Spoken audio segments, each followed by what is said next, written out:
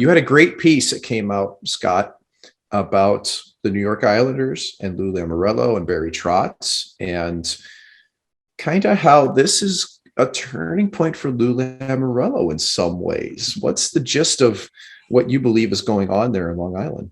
Well, I mean, I think I was like almost everyone, and in my sense is also maybe Barry Trotz too. Quite surprised to see that, that the Islanders, that Lou Lamoriello, the GM there, had decided that that the team needed a new voice and was going to move on from the two-time Jack Adams Trophy winning Barry Trotz, and a man that I think most people in hockey almost singularly credit for getting the Islanders to two straight conference finals. No question. So, I think there's a certain shock value there. I haven't come across anything to suggest, some sort of other narrative, this idea that it might have been a mutual thing. This was going to be the last year of Barry's deal and whatever. I'm not going to profess to know what is in Barry's mind. Does he need a break? Does he want a different challenge, a different job?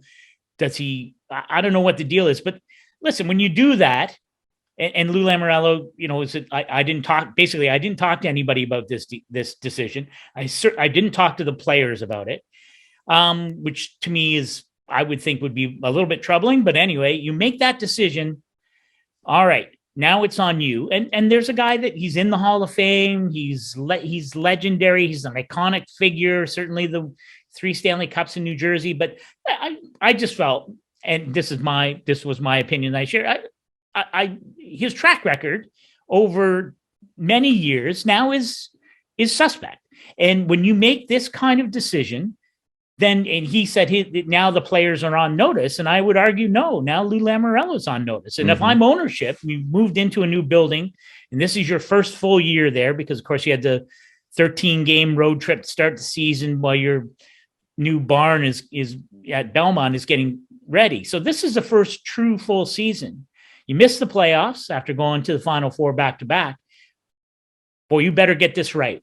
Better find a coach who can fix the problems that you saw in Barry Trotz and fix the problems in your lineup, which are the result of, failings by Lou Lamoriello. So I don't know. Maybe, listen, smart guy. He can do whatever he wants. His team, maybe they bounce back and go to a cup final or a conference final.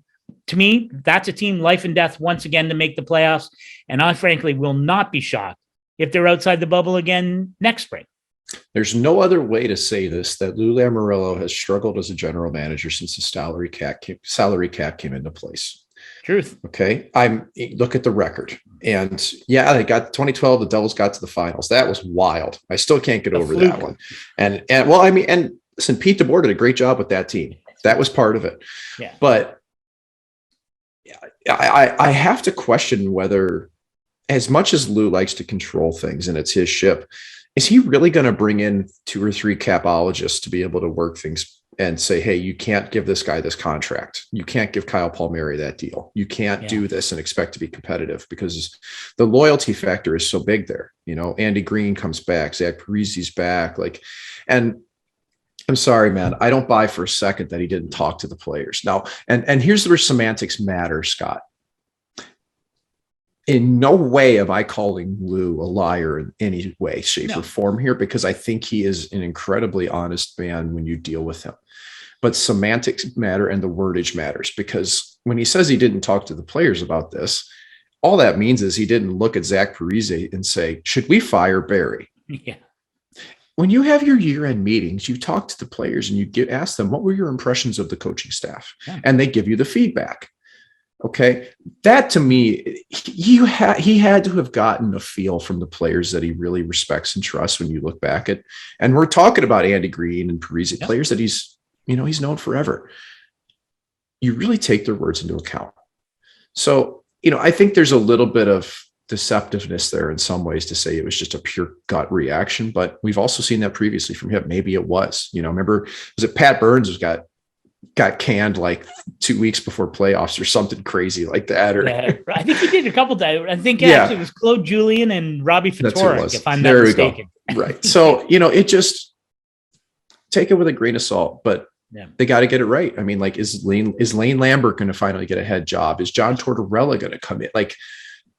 I don't know what to expect there. Lose the ultimate wild card because nothing gets out. But I do think it surprised. I think it surprised Barry in some ways, but also by the middle of this season, you have to wonder if you weren't starting to look over your shoulder and think this is not going well, and we'll see where it ends up. So that'll be a real interesting one to play out. Yeah. If I, personal, listen, I've known Barry a long time. I remember, I mean, way back in the day, having lunch with him in Nashville in the early days in Nashville. And, they were selling the team. So basically, Barry was out, running practice and kissing babies because that's what you had to do in Nashville. And I remember early on having, the first time I met him, and just over the years, all the time that we spent together and, at various stops and sharing, he's just such an open, honest guy that I hope he finds whatever it is that he wants to do. If he needs a break, then take a break. You've earned it. But personally, how fun would it be?